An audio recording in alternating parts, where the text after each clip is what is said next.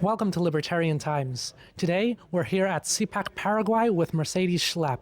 How are you? Thank you for giving me this interview. Oh, it's incredible that you're here. I think it's an important message that CPAC is here in Latin America. Once again, we were in Argentina last year, and it's an exciting opportunity to be able to spread this message of liberty across the globe. And Paraguay is just an incredible example of how when you have a strong conservative government, the people will prosper. The people will be in a stable and peaceful environment where they can raise their families and live a life of peace. I think that's a very important message that we are so happy to support President Santiago Peña and the people of Paraguay.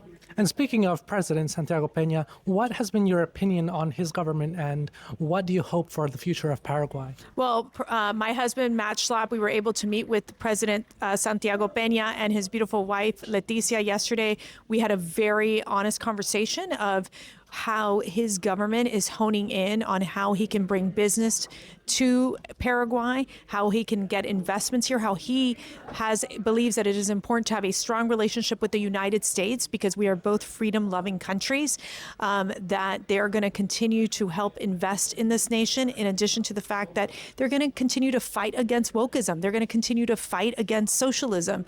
And that is a critical component in being able to be a peaceful, successful government, being able to do what is right for their people.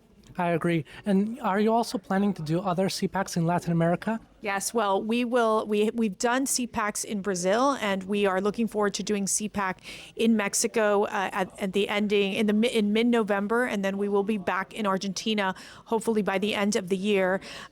In Brazil, unfortunately, because of the current government situation with President Lula, we're looking to do something in the United States. CPAC Brazil in exile, as we know, the Bolsonaros have been basically mistreated. We've seen the horrific conviction that came down on President Jair Bolsonaro, and we've seen how the Supreme Court Justice of Brazil, Moreira, has basically abused his power in trying to take down the Bolsonaro family. So we stand with the Bolsonaro family, and we want to be able to make an impact in Brazil. We're also looking to do a CPAC in Colombia because, as we know, next year there's going to be elections in Colombia, and we need to ensure that there's an alternative to Petro. Petro has been a destructive leader, and I think has basically led us to the point that we need to see change in that country.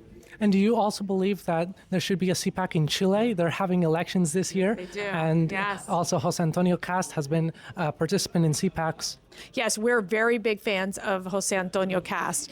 And I don't know if we're going to have time to be able to do a CPAC in Chile, but obviously Chile is an incredibly important country in able to bring in and spread capitalism, being able to spread the fact of pushing against socialism and communism in this country. We've seen a lot of political instability there as well, where we want to be able to see more countries and more presidents that are allies to the United States, that they pick the United States over China, because that's how we're going to continue to build these strong conservative coalitions.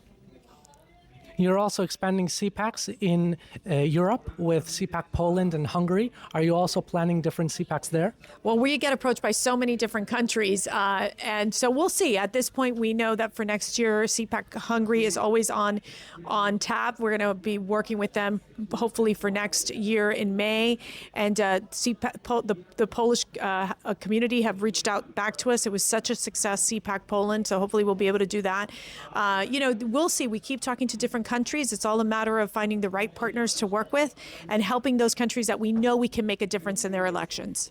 Yes, because I believe in Europe it's very important, considering all the racial tensions and all the violence, that we support the conservative government. Actually, we do have the plan of doing CPAC UK, CPAC Great Britain.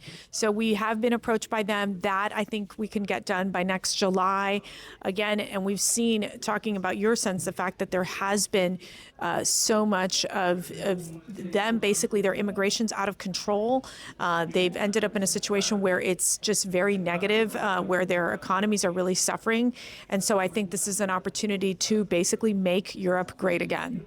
Yes, I truly agree. Also, Nigel Farage also needs Yes. our support. That is right, and we met with former Prime Minister Liz Truss, and obviously we believe, and there's a big sense that there's a growing support for Nigel Farage in the sense that the UK understands that they need to make a significant change. Now that election is not for quite some time, but we know that if CPAC can come together, bring together these different coalitions to be able to move forward in winning elections, that's our goal. That's what we're doing here in Latin America. That's what we've done in the United States, and we want to do that in Europe as well. Yeah, because I have heard that from many Latin American people in their countries saying that they might not be viewed by the U.S., and I think CPAC expanding into Latin America is helping that belief that the U.S. is looking to Latin America as a partner. Absolutely. We want to see a wave of freedom happening here in Latin America. It's already happening. You're starting to see it in places like Bolivia. I think we will win in Chile. I think you're going to see really good results coming out of Colombia and even possibly Brazil, and CPAC's going to be part of every single one of those fights. That's awesome. Well, I wanted to conclude this interview with a message to all Latin Americans. What would be your message? Well, my message to all Latin American, the community, is that CPAC stands for freedom, stands for family, stands for God, for pro-life policies, for economic prosperity. We know that if Latin America succeeds, America succeeds. It is better for the world when we're able to have strong neighbors like our neighbors in Latin America. Well, thank you very much, Mercedes. It was an honor interviewing you. Great. Thank you so much for having me.